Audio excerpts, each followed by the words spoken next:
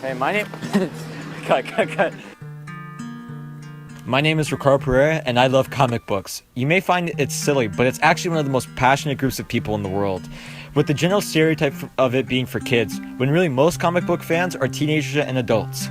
So our question is a simple one. Why do people continue to read comics after their childhood? We begin our journey to find our first subject, but many obstacles lie in our way. I don't know how to get to this house from here. Take a right from here. Are you sure the GPS is telling me to take a left? Yeah, it's a right. Alright. Recalculating. I've been blowing! My name's Nia Nguyen. I'm on the varsity track team, and I love comic book. I was a really small and fragile kid, so I always had this urge to prove myself to people and work harder than most kids. So when I read comic books, I would see these heroic heroes, and I would say, I want to be like that. So,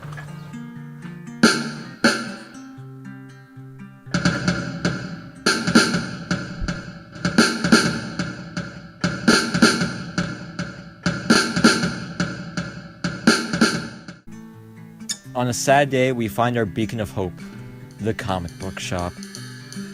Ladies and gentlemen, welcome to Collector's World.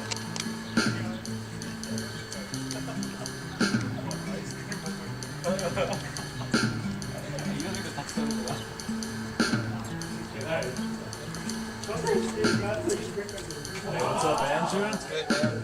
How you doing? Doing good. I've been working here at Collector's World for about 2 months now. I came in the shop and I walked in seeing all the comics and I got really, really vibing the place and I really like the area. So I just asked them for a job and they said, yeah, come in Sunday. And that's how it happened.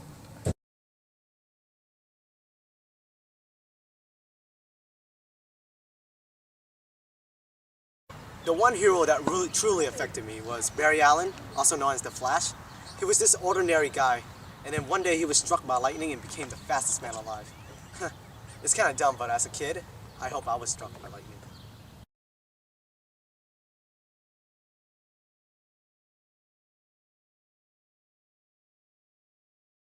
About them. Okay. I believe people come back to comics even after they grow out of comic books because of the connection that people have with the stories and the characters that are displayed themselves. For myself, having Amadeus Cho, who is the new Hulk, be an Asian Hulk for the first time, it was something that drew me back into reading Hulk comic books because I can relate and kind of correlate with a new Hulk. And with these new iterations of Iron Man being Riri Williams now, who's a woman, that kind of brings in these new groups and new interests from all these different demographics. And females are starting to read comics more because of the women-centered heroes coming along. And the thing is, it still isn't being done where kids can't read these comics as well, but the broadened scope is allowing adults and kids to read the same kind of issues nowadays.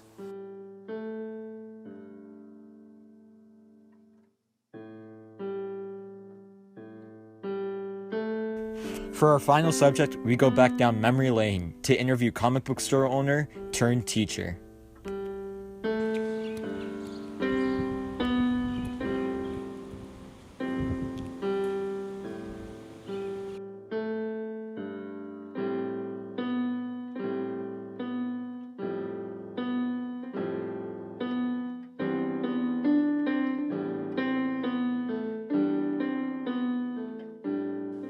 They want to reclaim their childhood. It's nostalgia. When I was, so I didn't just have comic books in my store. I sold vintage toys as well, and Star Wars toys, Star Trek stuff, whatever it was, all kind. And vintage doesn't necessarily mean like ancient old, like 50s, 60s, but stuff from the 70s, whatever, from the 80s. And there was a trend where the people who started buying toys as adults were buying the toys from their childhood and the comic books from their childhood.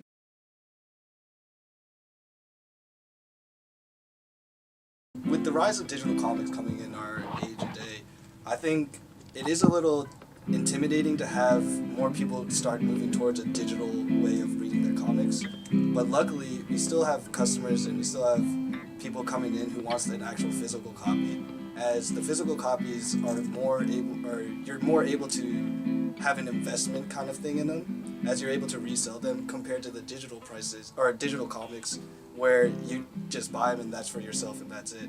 So I think people still have that kind of value of having comics as being one of their most enjoyable hobbies, but as well being an investment and having money to get back from it.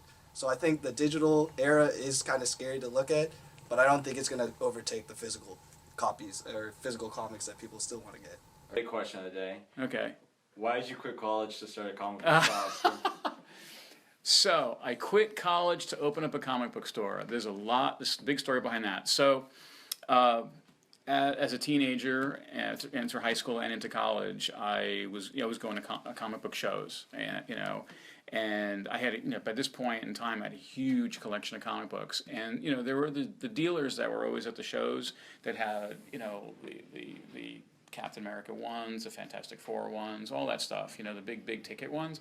But then there were like average guys who just had like their own collection and stuff that they were selling and trying to do like some buying and selling along the way. So I became a dealer at shows first. And I did that for a couple of years, and I was moderately successful. But then what happened was, and I'm going to tell you, it's always because of a girl, all right? It's always because of a girl. So I had this girlfriend.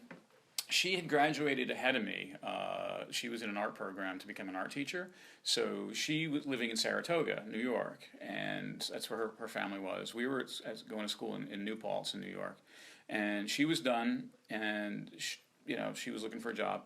And I noticed that there were no comic book shops in Saratoga. And I was like, this is kind of weird. The city has like 25,000 people most of the year. But then it's got a huge summer population because it's got a racetrack there, a horse racing track. So I looked in the want ads for rental spaces, and I found a spot that was really cheap. It was really small. It was like the size of this classroom, and it was $300 a month was the rent. And I'm like, if I can't make this a go for $300, then I don't deserve being in the business. So I did get. I borrowed some money from my grandfather, so he loaned me some money for the startup costs, and that was it from there. Found the place, opened the store. Next thing you know, I'm doing this for like 5 years. But I had to quit college to do it, and that was a decision. I either stay in school, finish my degree, or jump on an opportunity that may not come around again. But I met really awesome people along the way. So just the customers themselves most of them were, really cool people, just fun people, and it's a comic book shop. I mean, come on, really, the artists, the writers from Marvel, DC, and other places that I've met along the way. So I've made a lot of good friends in that world that I still have today. So, which is nice. So I've got some of the best memories ever. So it was well worth it.